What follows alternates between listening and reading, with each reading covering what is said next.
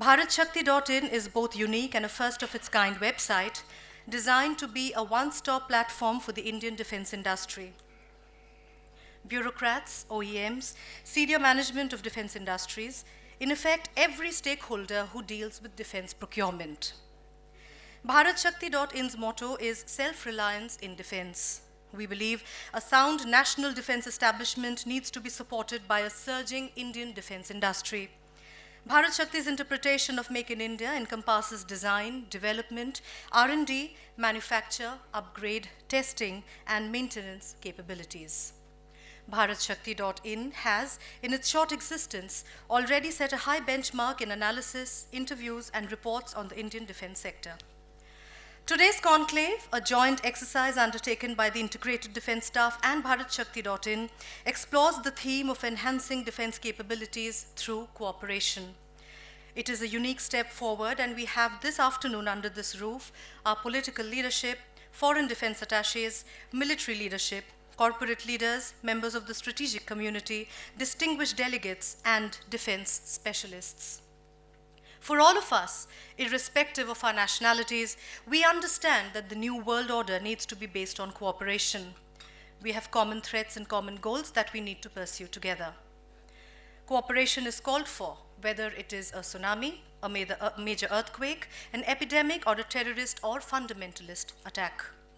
There are many more such areas that keep expanding the scope of cooperation amongst our nations. Only through cooperation can we develop and field the capabilities required to counter the threats. The conclave's construct will take you through 4 sessions. The inaugural session will be flagged off by Nitin Gokhale, founder of BharatShakti.in. We will have the theme address by Air Marshal A.S. Bhosle, officiating CISC. And you will see that each technical session has top military leadership from India, stalwarts from Indian defense industries and foreign OEMs to engage and discuss all the issues I have just mentioned. I hope all of you have completed your registration formalities. So let us now begin our inaugural session. Mr. Nitin Gokhale is a national security analyst, author, media trainer, and the founder of www.bharatshakti.in. After 32 years as a media practitioner across web, print, and broadcast media, he is now a full-time author and media entrepreneur based in New Delhi. He has 5 books to his credit so far on military history, conflict, and war. I request Mr. Nitin Gokhale to kindly deliver the welcome address. Thank you, Nilanjana. Ladies and gentlemen, good afternoon. Thank you for being here. This conclave, first of its kind, was born out of a conversation between me and one of your colleagues, the foreign defense attaches, over cocktails one evening, just not about 3 months ago, less than 3 months ago, in fact. Enthused by his suggestion, we at Bharat Shakti began mulling over what we could do to bring all of you who are our guests in Delhi, in India, and representing your own military and your own country, and various stakeholders of the Indian defense sector, be it people from the MOD, the officials from the MOD, the 3 services, senior leadership of the military, and the defense minister himself, as well as the private and public sector defense undertakings that India has in large numbers. As we finalized the concept and took it to the defense minister, Mr. Manohar Parrikar, he was most supportive. And that's how headquarter ideas, the integrated defense staff, came on board, which incidentally he has been using, the minister has been using as a military secretariat for himself when he needs some inputs from on the military besides the service headquarters.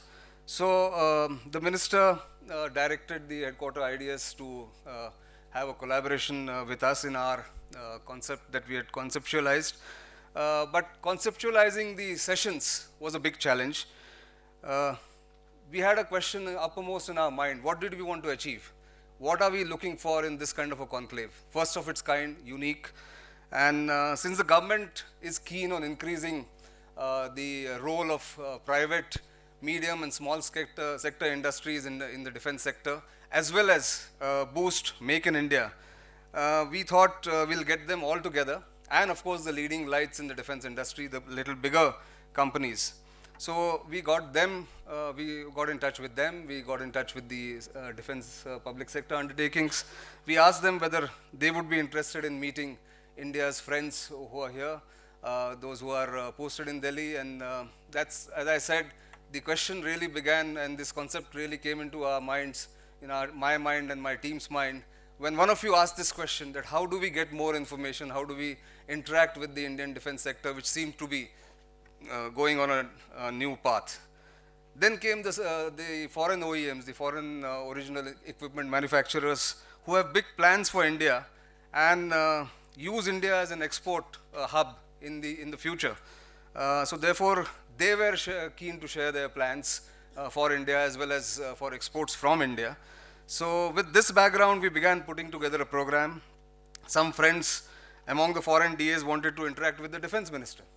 They said that, do we get a chance to interact with the defense minister? So we again went back to the defense minister saying, you've kindly blessed us by the support, but would you personally come and interact with the defense, the foreign defense attaches and advisors posted in Delhi?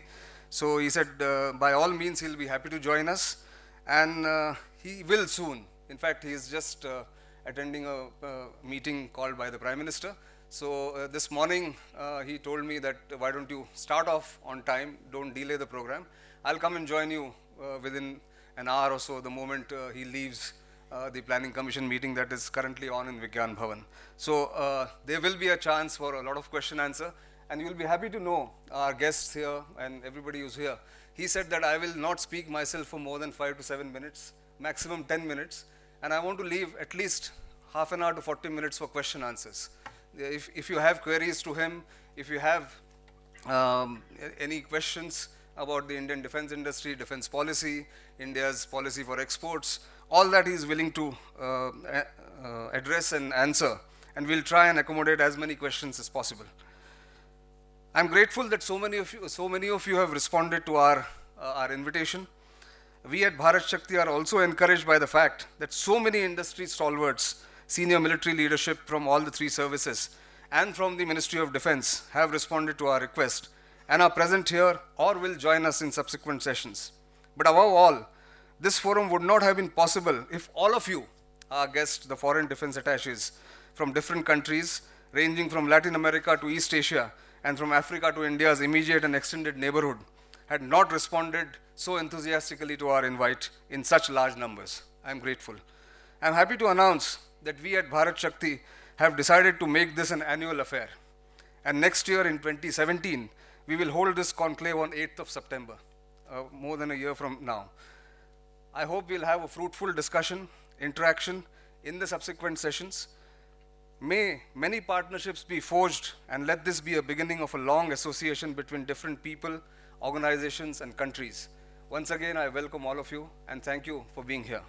Thank you, Mr. Gokhale, for setting the agenda of the conclave. Air Marshal Ajit S. Bhosle is the officiating Chief of Integrated Defense Staff to the Chairman's Chiefs of Staff Committee, or the officiating CISC, since March 2016. In addition, he is the Deputy Chief of the IDS, Doctrine, Organization and Training at Headquarters IDS since May 2014. I now request Air Marshal A.S. Bhosle to deliver the theme address of the conclave. Air Marshal Shirish Dev, AOC Western Air Command, senior officers from the Armed Forces and Ministry of Defense, both serving and retired, the Foreign Defense Attaches community, captains of industry, ladies and gentlemen. At the outset, I wish to thank Mr. Nitin Gokhale, the founder of Bharat Shakti, to organize this event, a very unique event, and also give me opportunity to deliver the theme address.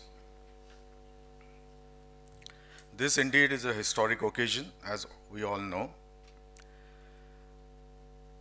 We never hosted a combined foreign defense attaches, officials of the MOD, global multinationals, Indian multinationals, and entrepreneurs, serving service officers, retired service officers, and delegates from across the defense industry and also the strategic community under one roof for a common mission. We are today here to put some breeze in the sail for the common mission of security, peace, and stability globally. As I stand before you to speak on the theme of today's conclave, which is enhancing defense capabilities through cooperation, at the first glance, to the uninitiated, the title may appear to be a contradiction of some sorts. And whenever there is a bit of contradiction, there is excitement, and I'm sure that excitement will see through all this afternoon and evening.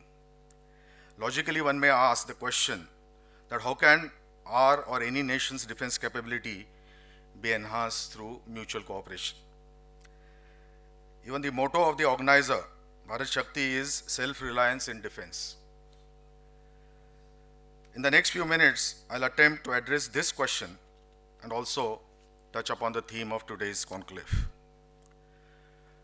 We are all aware that the profession of arms is a unique one in many ways, and it is clearly distinct and stands separate, sometimes even secluded from all others. The armed forces' unique character stems from seemingly conflicting demands made on the armed forces themselves. And the demands, simply stated, are the armed forces are to preserve peace by being prepared for war. So this itself has got some kind of an inherent self-contradiction. Besides that, what is relevant to today's conclave is the accompanying uniqueness in the manner in which armed forces all over the world, including ours, equip themselves by procurement of weapon systems, platforms, and technologies to discharge their mandate of securing the nation and its national interests. To quote the Honorable Prime Minister of India, and I quote, "A strong Indian defense industry will not only make India more secure, it will also make India more prosperous," and I unquote. There's an old adage, and I quote, "Every army is prepared to fight the last war." Well, that is no longer true today. I can confidently say that modern military minds are strenuously preoccupied by the great need to keep pace with the rapidly evolving nature of the war. We are conscious of applying our time, minds, and resources to not only developing strategies and doctrines in the classical military sense, but also focusing on science and technology and how our limited finances are being impacted by our acquisitions. We are in a crucial period wherein the dynamics and interplay of technology, strategy, operations, and tactics, and therefore force structure reviews require alacrity from all the stakeholders, that is the government, the defense production units of the government, the private industry, academia, service headquarters, field users, perspective planners, etc. And all of us are here in this roof, under this roof today. What does this entail as far as the defense acquisitions are concerned? But before I expound on that, I wish to flag to the audience that deciding on what to buy and in how many numbers of what lethality are the questions that must be studied and given a careful thought. Force structuring requires dispassionate analysis of what might work for tomorrow's threats at the operational and tactical levels so as to achieve possible future strategic objectives that take into account current and developing threats of tomorrow's possible adversaries. So each goes beyond today. It is not only because defense acquisitions cost a great deal of money, they most certainly do. It is also not because developmental projects pertaining to defense acquisitions are time intensive. They understandably are. But the most cogent reason is that there is no realistic method to measure the effectiveness of our defense acquisitions except war itself. But then that would be too late, obviously. So therefore, I now make 3 points that are unique to defense acquisitions, and this is especially for the benefit of the defense industry. Firstly, defense acquisitions take a long time to mature on account of research and development involved, harnessing of niche technologies, and concomitant long developmental gestation periods associated with the productization of defense equipment like radars, sonars, artillery guns, aircraft, helicopters, ships, and submarines. Paradoxically, time is often the biggest saver of costs. Secondly, this long development cycle is exacerbated by the high obsolescence rate in defense equipment and niche defense technologies. All this implies higher defense costs to keep the wheels turning and to see that the armed forces are equipped with the best systems that can be afforded in limited budgets. The third point is about very low economics of scales as regards to defense equipment in view of the restricted budgets and obsolescence factor that I referred to earlier. Given, therefore, the uncertainty that has always been present in defense industry interactions with the Defense Ministry pertaining to procurement of defense equipment, is it any wonder that the defense industry ecosystem has not developed and matured in developing countries such as India? Consequently, there are only a handful of defense industry majors that have expertise in defense technologies and equipment. This therefore brings me to the aspect of cooperation. To me, seen in the conclave's context, cooperation clearly implies greater and more transparent exchange of information between military planners and the defense industry. In our own defense procurement procedure, we are looking at measures to engage defense industry, both Indian and foreign, with greater vigor and purpose. There have been a large number of inclusive measures incorporated in the Defense Procurement Procedure 2016, which is hosted on our MOD website. There has been a conscious endeavor to address the development of indigenous defense ecosystem, engagement of medium, small, and micro industries in including Tier 1 and Tier 2 small vendors in larger defense contracts. We're also looking at developing strategic partnership model for defense procurements. Conclaves such as this, enhancing defense capabilities through cooperation, help to maintain the focus and stay the course in its implementations, cooperation, and requirement to work in tandem with the Indian defense industry, both public and private, to achieve better results, research, design, development, and also cost savings. Therefore, for all of us, the theme of today's conclave, enhancing defense capabilities through cooperation, is very relevant and topical. I compliment Bharat Shakti for sharply defining the 3 technical sessions of showcasing indigenous defense capabilities, showcasing defense capabilities of DPSUs, and cooperation with foreign defense companies. I am sure the deliberations and interactions will take us many more steps closer to enhancing of defense capabilities through cooperation. The participation of large number of defense attaches is of significance in pursuing this endeavor. Today we are going to share ideas, capabilities, apprehensions, visions, and try to understand the other man's requirements. The exchanges would be centered more so around equipment, production, technology, exports and imports, and building relationships. Today is a special day indeed. We have asked you to grace our conclave to tell you that we believe in cooperation, be it in defense production, stability of our region, or assisting each other in natural disasters. The question Nitin Gokhale raised in his address, the question of what are we going to achieve, would depend upon your participation in this unique conclave. Thank you and Jai Hind. Thank you so much, sir.